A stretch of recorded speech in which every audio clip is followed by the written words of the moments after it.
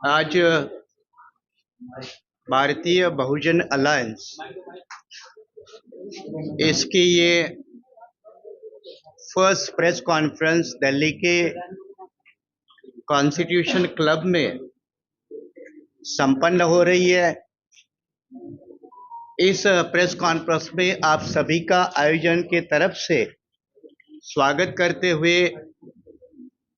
ये नए अलायंस की जरूरत क्यों पड़ी, इसकी भूमिका क्या है, ये आपको सामने रखते हुए आप अच्छी तरह से जानते हैं कि 2 साल पहले आज़ादी के 77 ईयर्स पूरे हो गए और ये साल में भारत का 75वां साल संविधान का शुरू है। जब नए राष्ट्र की कल्पना की गई तो फ्रीडम फाइटर का एक सपना और संविधान कर्ताओं का एक आदर्श,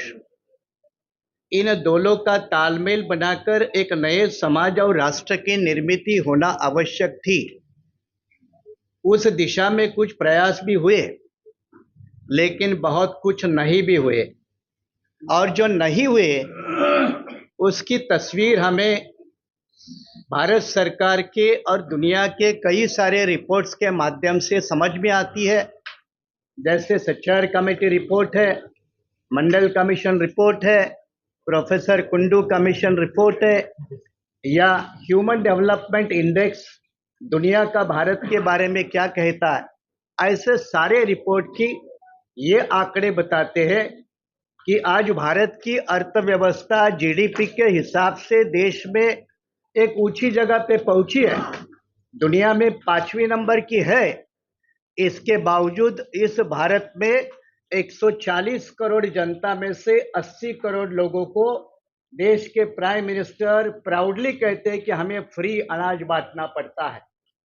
इसका मतलब 140 करोड़ जनता में 80 करोड़ लोगों को अपनी जिंदगी जीने का इंडिपेंडेंट साधन नहीं है, ये खुद प्राइम मिनिस्टर कहते हैं। इसका मतलब यह है कि इसके लिए जिम्मेदार कौन है, और जिम्मेदार जब कौन है, अकाउंटेबिलिटी जब हम फिक्स करते हैं तो अकाउंटेबिलिटी जिन्होंने भी आज तक देश में शासन किया, केंद्र सरकार चलाई, चाहे वो किसी भी पार्टी के हो, वो सारे जिम्मेदार हैं। चाहे वो कांग्रेस पार्टी की तरफ से हो, चाहे वो बीजेपी पार्टी की तरफ से हो, या और किसी दल की तरफ से हो, इनका ये फेल्यूर है, इनका ये नॉन परफॉर्मेंस है। और ये नॉन परफॉर्मेंस के कारण इसका जो ज्यादा नुकसान जो हुआ वो दबे कुचले लोगों को हुआ, शोषित वर्ग को हुआ, माइनॉरिटी के लोगों के साथ हुआ, बैकवर्ड लोगों के साथ हुआ। और इसीलिए जब माइनॉरिटी, शोषित, दलित, आदिवासी, पिछड़ा वर्ग का बड़े पैमाने पे नुकसान हुआ तो उनकी राजनीति बाबा साहब अंबेडकर के जमाने में मजबूती से खड़ी हुई, बाबा साहब के बाद साहब श्री कांशीराम जी के जमाने में मजबूत खड़ी हुई। लेकिन पोस्ट कांशीराम जी पीरियड जो है वो बहुजन आंदोलन देश के कोने कोने में बिखर गया,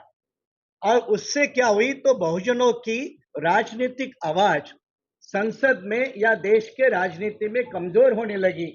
इसी बात को समझकर हमारे जिम्मेदार साथियों ने बहुजन समाज की राजनीतिक आवाज को बुलंद करके मान सम्मान की लड़ाई और हिस्सेदारी की लड़ाई, देश के संसाधनों में हिस्सेदारी की लड़ाई को बुलंद करने के लिए देश के कई राज्यों में छोटे छोटे बहुजन आंदोलन के दलों को इकट्ठा करके आज इस ऐतिहासिक क्षण पे, ऐतिहासिक दिन पे भारतीय बहुजन आंदोलन का निर्माण करने का फैसला किया है। और ये इसकी पार्श्वभूमि अब जब देखते हैं तो एक बात के ऊपर और गौर करना होगा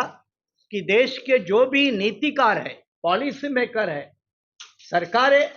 एमपी एमएलए से होती है, लेकिन पॉलिसी जो बनाने वाले लोग हैं वो बहुजन के खिलाफ वाली पॉलिसी बनाते हैं। चाहे वो मामला रिजर्वेशन इन प्रमोशन का हो, रिक्रूटमेंट का मामला हो, हिस्सेदारी का मामला हो, या देश में जमीन से लेकर सरकारी नौकरियों तक का मामला हो, बहुजन समाज के साथ न्याय नहीं होता, अन्याय होता है। एट्रोसिटी तो एक अलग ही बात है, लेकिन देश के संसाधनों में भागीदारी नहीं होना ये अपना 77 ईयर्स का एक बड़ा फेल्योर है और ये फेल्योर को एड्रेस करने के लिए आज का एक मौका है। हम अच्छी तरह से जानते हैं कि आजकल का जमाना कारपोरेट पॉलिटिक्स का है। कारपोरेट देश के नीति तय करते हैं, लैंड एक्विजिशन की पॉलिसी कारपोरेट तय करते हैं, आदिवासी का जल जमीन और जंगल का अधिकार छीनने का प्लान बड़े बड़े देश के उद्योगपति धन्ना सेठों के लोग सरकार में बैठे हुए लोगों के साथ मिलकर बनाते हैं। इसका अगर पुरजोर पूरे ताकत और शक्ति के साथ विरोध करके अपनी एक नई नीति को सामने लाना होगा, तो एक नए राजनीतिक मंच की बाबा साहब ने भी वकालत की थी, कांशीराम साहब ने भी वकालत की थी। उसी रास्ते पे चलकर भारतीय बहुजन आंदोलन इस देश में जो दबे कुचले लोग हैं,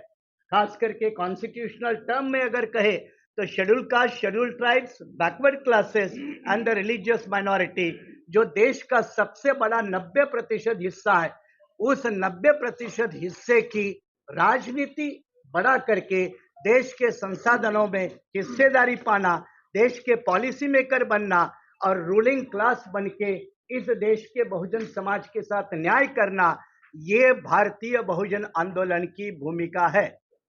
शुक्रिया।